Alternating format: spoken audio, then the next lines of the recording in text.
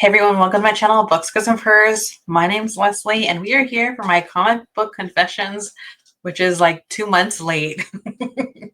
Sorry, I've been so crazy busy with my readathon, and this segment just got away from me. I just chewed off a little bit more than I could actually handle. So we are here to discuss several comic books. One is like a graphic novel. And if you had a chance to read along with me, please let me know in the comments. So, the first book we're going to discuss is Redbone. This is a graphic novel, and it's about the band Redbone. And I did really enjoy this. I don't think that maybe the casual comic book reader will like this because there's definitely a lot more like almost like water paintings type graphics. There's not the traditional paneling, but if you're into learning about like the history of rock music, different bands, if you're interested in maybe trying to find like a starting point to some of the topics that I'm going to get into that the book talks about, that's definitely intermingled with the bandmates culture and their experiences, this may be a really great book to start with. um, there's a couple of things that really stood out to me. I really enjoyed learning about the influence of Jimi Hendrix on this band because he is someone like really pivotal like in their lives. You're going to run into a lot of different rock star figures, but Jimi Hendrix really stood out to me.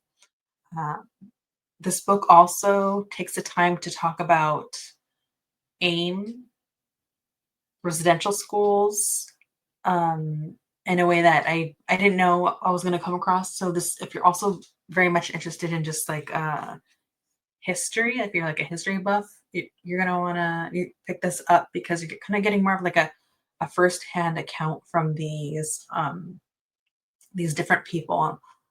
Um, the residential school section, it's a bit of a tough read, but it's always going to be a tough read.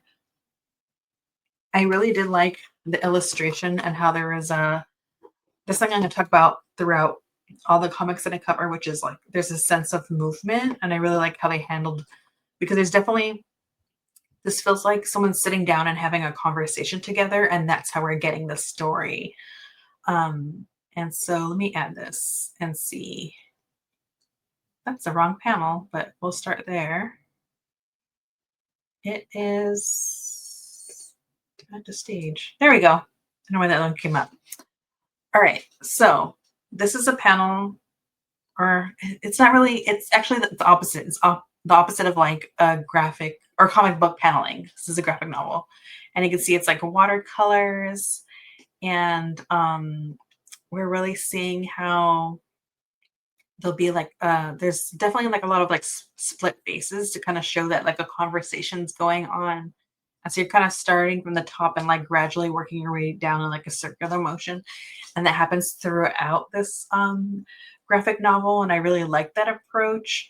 You'll be in sections, and then all of a sudden it'll just be different tones of one particular color, like blue.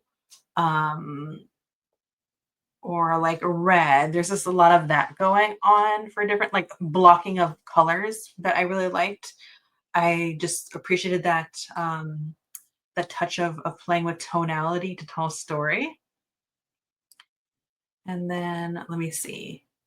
There is also, this is another great example of, I like how which way do I point? I like how there's like a split face because one character is talking and the other character is replying. I'm really into that because it really gives a sense of like the conversation going on, kind of like going on back and forth. So I really enjoyed that. I'm trying to think if I'm missing anything else. So yes, I definitely uh felt like this book was very much like informative, and maybe just have so much like more love and appreciation, because something that the book does, this isn't really about characters that go on a journey of loving themselves. These are characters that are already love themselves. It's more of taking the leap because they know how the world is, and deciding to bring who they are in their culture and presenting themselves within their band and their music. And I mean, there's just also their like political activism is present. So I really, really liked Redbone. That was a really great read. The second one I'm going to talk about is Chcken Devil. Chcken Devil was so good. Here. It was hilarious. It was violent. Um, this character definitely thinks that they're basically in over their head. So just to give you a quick synopsis, there's a man, he's a family man, he owns a chicken shop business, but his partner has been involved in some nefarious crimes that this main character is not aware of. Then something happens to his partner, and like I guess these kind of like mobsters thinks that the main character is involved in all this, but he's not. But he's just been entangled in this thing, and he's just trying to survive it. And so he really takes up like these violent arms and really like this chicken devil persona. So we're actually just seeing the arc of him turning into like the chicken devil, and it's terrifying. It's hilarious. It's disgusting. There was something I wish I could show you, but then it would give it away. That had me. It really had me like laughing. It's just, like so ridiculous. I would say that there is a nod because of the way this story takes place. They like reference Breaking Bad because there is like a similarity, and sometimes I feel like that similarity is like too present. There are some great twists and turns. I there is one particular twist I did not like.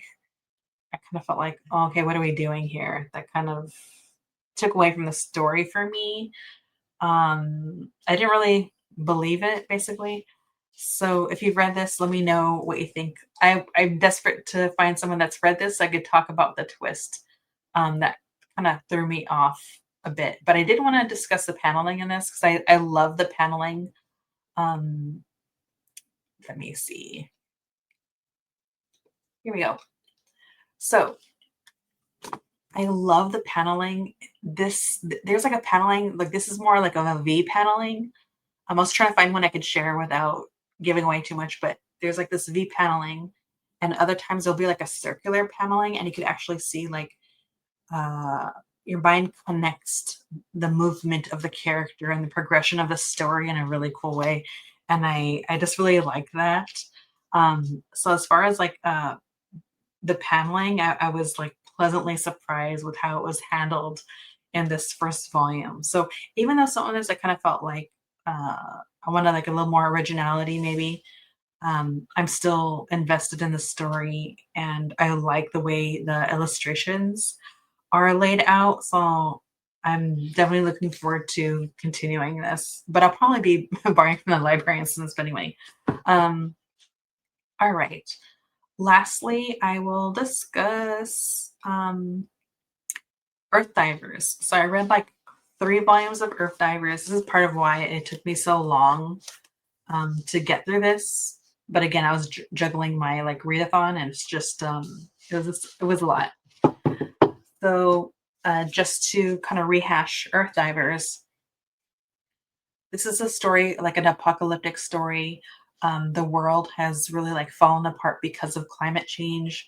Those that could afford to leave, which are probably like the rich people, like the Elon Musks of the world, they leave to go on another planet, and those that stay behind. And there are plenty of people that are actually indigenous that stay behind. Um, and so what happens is this group of people from all different like from different tribes um, that have like different educational backgrounds um, find this cave, and they think that they might just be able to time travel. And so they're under the impression that they could stop um, colonialism from occurring in the Americas, that maybe they could stop this like this ecological damage because of the root of of all this damage that's being done to Earth is colonialism. So, in the first book, a character goes back in time to try to kill Columbus. In the third volume, a character tries to take out the founding fathers. And there's like a middle volume where a character goes in time, like to the Ice Age. I kind of felt like that one didn't quite fit in everything. It just felt like this, like an adventure story that the author wanted to tell. I forgot to mention the author, Stephen Graham Jones. I forgot if I said it. An incredible writer, incredibly like original tales are being told by him. I love his.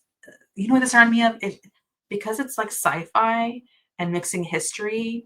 I would say that if you liked Octavia Butler's Kindred or Lilith's Brood, you're gonna like this comic book series, Earthdivers. The first one I really liked. You have a character that you know, basically this group of people. It's not like they're violent people, but they have to put themselves in a position to potentially be violent to accomplish what they want to do, right? So it's that first one feels like an exploration, like of how much are you willing to become the monster to defeat the monster, basically. It's like my takeaway. Um, the second volume didn't I like the story, but some of it at the beginning, the paneling didn't work for me. I don't have an example because I don't want to spoil it, like that particular part. But there was like an early on paneling that kind of threw me off because I wasn't catching the movement of what was going on where. And it was just like the regular, like rectangle paneling. I thought that was kind of odd that I had an issue with that. That's probably the first time that's ever happened to me where I wasn't really able to connect what was going on. So I think that just kind of needed more work. Um, and the third one is just like unabashedly violent. But this telling of the tale, what it means to try to dismantle these systems. It's a theory, right? But if someone tries to take, like, let's say, the, if you try to take down the leader of a mobster or something, are they really going to dismantle the system, or is the system still going to stay in place? So there's a lot of like discussion about like if what they're trying to do, if they're even successful, are they going to get the results that they want? So that's it's debatable, right? But I did also want to discuss all the paneling that did work for me on this. So I'll show you an example. So, oh no, why does it keep doing that? Remove. Here we go. Um, so for instance, I really like this paneling. I want to say this was like from the first volume. I like that anytime like a character or something comes out of the panel and it's like showing an action, I'm a sucker for that. I really enjoyed that. So I like that about this moment.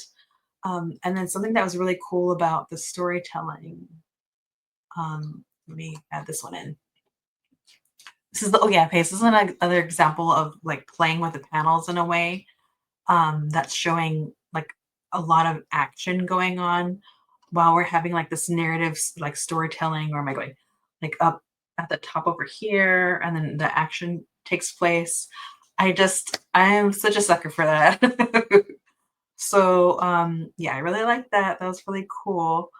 That was actually from the second volume, Ice Age. That one was really cool. And also lastly, I wish I could fit this on one page, but I didn't have enough time to do this. But I really like the storytelling. This is actually from volume. Is it volume one? It's like towards the end of volume one or volume two. I'm already forgetting. Maybe it's a fall volume two. We have a character, and we're seeing that like the action is going beyond one panel to another one, and then we turn the page. The story goes on, and then we have this other parallel panel, and why is it doing this? Okay. Where it's a character from like the present time and they're also like doing the same motion. And there's another narrative going on, but it's paralleling like the panel from like a previous page. And I thought that was such beautiful, like, felt like very impactful storytelling, and the narrative that the author is like weaving. So that like I think that was like probably my favorite two panels. And it's so sometimes it's not really necessarily all about the action. It's like what is a story, and how are they intermingling together? So I thought that was really cool. And just to turn it back a little bit, it's called the titles. It's Earthdivers, and I watched an interview with author. He said that there's a particular creation story, and that's where he took the title from. And we do hear about like this particular uh, creation story during the first volume, and it really has to do with like that the existence started with like a very large mass of water, and that a person told an animal, "Go down and bring me back like some dirt, to like to create the earth," right?